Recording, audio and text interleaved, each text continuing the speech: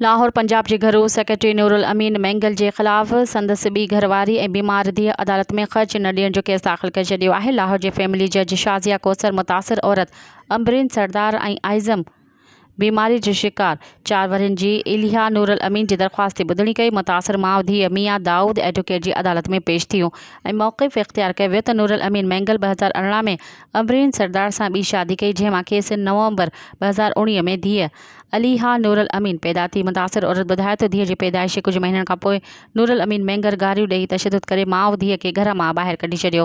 ज़ाल अम्बरीन सरदार ऐं धीअ एलिहा जो माहवार ख़र्च ॾियण बि बंदि करे छॾियो आहे। केतिरा ई महीना मिनथू करण खां पोइ नूरुल अमीन थोरो घणो ख़र्च उमाणींदो हो। मज़ीद ख़बरनि ऐं तफ़सीलात लाइ विज़िट कयो असांजी वेबसाइट www.awamiNewsHD.com ऐं ॾिसंदा रहो अवामी न्यूज़ HD।